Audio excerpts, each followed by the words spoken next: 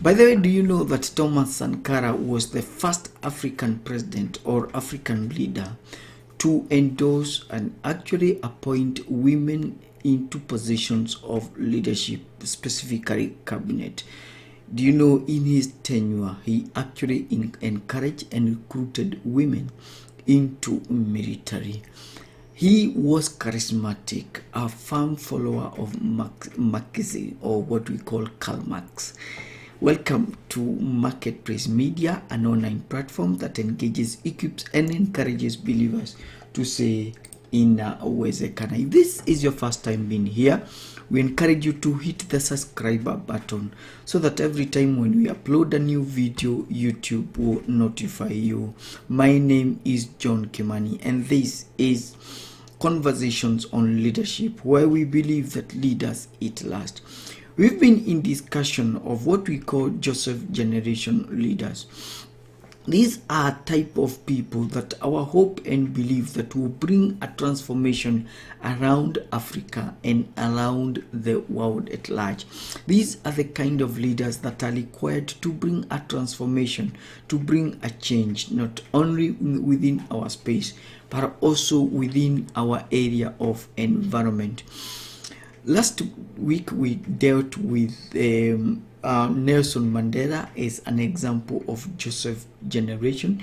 If interested, please go to our YouTube, that is Marketplace Media, to watch that video. Please put thumbs up, comment, and share it. Now today we want to share the second example of Joseph generation leader, which is Thomas Sankara. Of late we must agree that there is a cry and a desperate need for us to develop what we call leaders of integrity. Not just leaders, but leaders of integrity, visionary leaders, transformational leaders, bold leaders, charismatic leaders, leaders with a turnaround effect. Now, in Africa, we can't fail to get one, and that is the late Thomas Sankara. He comes to us as a leader, as we have already said, a leader of integrity, a leader with a vision. He was born on December 21st, 1945, and barely 40 years on October 15th, 1987, he was assassinated. And we shall explain how he was killed. He was a charismatic army captain that was influenced by Marxism. He took over Upper Volta and renamed it Burkina Faso, what we call the land of upright men. He had a vision that it is possible to create a nation that is full of men and women of integrity. And as we have already said, he comes as the first African leader to support and to encourage the role of women. He actually recruited them into military, but again he also outlawed any forced marriages and encouraged women to work outside home even when they were expectant. And during his very short stint in power, it is said that he accomplished the following notable things. Number one, about 2 million persons were immunized against polio, meningitis, and measles. Number two, the infant rate fell in his reign to about 140 in 1,000 births. Before he took power, it was about 200 in 1,000. Again, he brought in a reformation. According to Africa Report, Joel Telesia Asoko actually said that he initiated a tree planting program over 10 million trees so that he can retain soil and tame soil erosion and also stop the desertification in the area of Sahel. He also promoted the local cotton production. He even requiring that all the public servants to wear a traditional tunic that is woven from Burkina Faso cotton, and that was sewn or was made by Burkina Faso tailors. Now, his administration, of course, also defied the trend of social spending. Actually, he went to what we call frugality. He went on a simple budget. He implemented austerity measures, and nobody would travel on first class. He also implemented cheap means of transport, with himself taking the lead. Now, if he was such a good leader, if he did these wonderful things to the people of Burkina Faso, to the Burkina people, why was he then killed at only 37? We can only offer hypotheses. Number one, he was a challenger of post-independence leaders. One source, Burkina Faso, why Thomas Sankara was murdered, shares the insight that, we quote, Sankara was a radical army officer who became disgusted by the circulation of a self-serving elite in his country since independence in 1960. And we believe because of his disgust, because most of the post-independence leaders, one of the major characteristics, whether you're looking and especially within the West Africa and part of Central Africa and also East Africa, you realize that some of them went into looting spree. A lot of them were actually extended what the colonizers were actually doing. They were not comforted. And because most of the post-election leaders, they had ejected and walifukuza mzungu, and because they had no other vision, because they failed to switch the vision, now that they had a vision of a free country, now that they had achieved independence, what they went into is to become complacent. They encouraged corruption. They fought any opposition in them. And no wonder we have a book by Oginga Odinga, Not Yet Uhuru. He was crying some of these mistakes that were done by the post-election leaders. Number two, he was a military officer and a strong supporter of Pan-Africanism. Pan-Africanism is an idea that African people have common interest and should be allowed to lead themselves.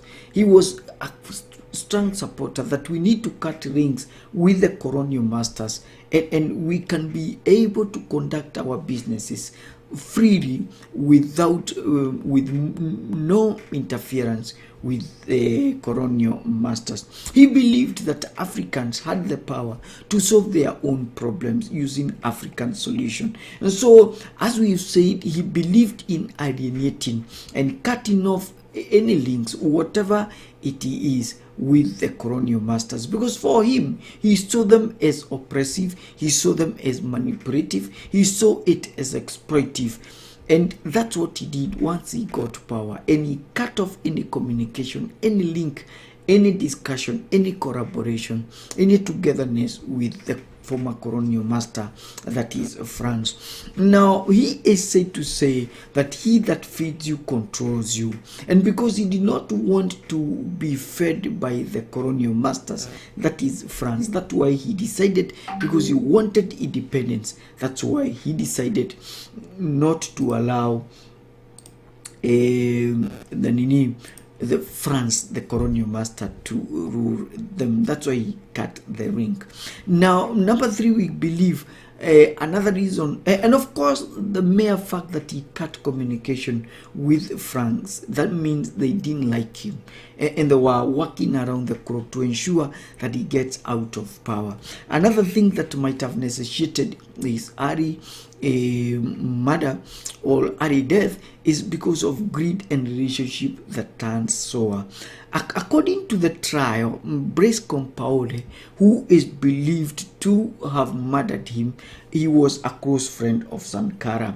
And after taking power, both of them, because they took power at the same time, with Sankara being the leader and Blaise Compaoré being the deputy, he said that after taking power, the two did not agree on the direction that the revolution would take place. And coupled with the fact that France was angry because Sankara had already said that he's not going to work with them, so France got an opportunity, and Blaise Compaoré got an opportunity to have the enemy, which is Sankara, being removed. Compaore, it is said, actually is a scheming snake.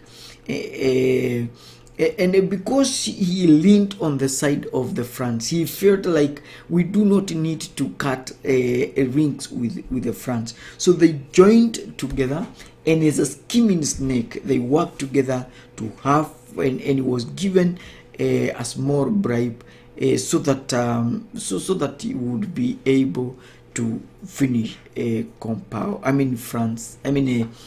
Thomas Sankara.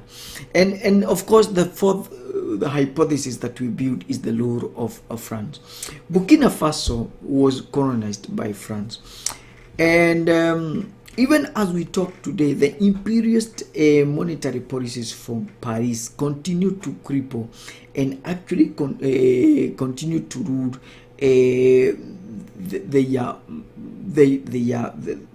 their colonial states. According to one author, with an article, How France Continues to Dominate Its Former Colonies in Africa, he said that France actually gave independence to their colonial states, but with cooperation agreements. And the idea was simply to create new republics with limited autonomy under the tutelage of France.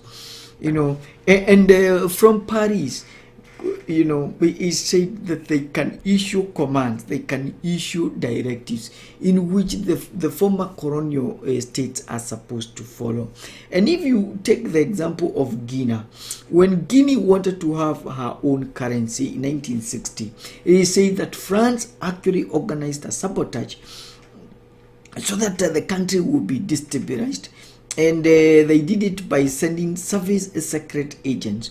They flooded the economy with false banknotes, and everything was disrupted. And this was a clear message to France's former colonial states, that when you don't listen to us, when you don't follow instruction from France, this is what that is going to happen to you, which was a clear indication that Africans were allowed to lead as long as they sang, as long as they were able to follow the instructions that were given from Paris. So if you want to stay in power, you have to be on good terms with us. That was the simple message that France was saying. In countries again like Cote d'Ivoire, Gabon, Senegal, France, they have, we know, and it's actually said that they have maintained military bases under the guise of fighting terrorism. The real reason is very simple, so that they maintain a control. Okay, there's a source which goes something like "Down with France," former colonial in Africa demand rest. And it actually says that of the past few years, there's been a sharp rise on criticism of France across its former colonies in Africa, rooted in a feeling that the colonialist practice and paternalistic attitudes never really ended, and propelled a tide of social media posts, radio shows, demonstration, and conversation on the streets. And what we are saying, of late, there have been complaint, disgruntlement of the former colonies in Africa. They say these people are still exercising authority, imperialism. They still rule us from Paris. Well, they're not physically here, but by the presence of the military bases that we pointed earlier on, and because of the former agreement that yes, we are going to allow you to rule, but again, we are going to be giving instructions to you. So there's a lot of complaint, there's a lot of disgruntling, especially within the colonial, the former colonies in Africa, saying, please give us a break. Number 5, Sankara would have been killed because of his trust for Compaore was naive. As in, he just believed Compaore in a naive manner. One day, Thomas Sankara is quoted saying, if I found out Brice wanted to kill me, then it's too late. Which means that he had entrusted himself in the eyes of Brice Compaoré, he was powerless, and no wonder he allowed him to have too much power. It is said that Compaoré controlled 3/4 of the garrisons in the country, and so for him, under such kind of immense power, that it was very easy for the army to follow his command and actually mercilessly kill the president, by then Thomas Sankara. And that kind of decision, that kind of delegating too much power to his deputy, more so the army, actually was foolish. It was naive in our opinion, and that exposure led him to his premature death. There's an article, Thomas Sankara, a transformational leader. One author actually says that Brice Compaoré then reversed the nationalizations he overturned of all Thomas' policies, rejoined the IMF, the International Monetary Fund, the World Bank, to bring the desperate needed money to revive the shattered economy, and disregarded most of Thomas Sankara's legacy.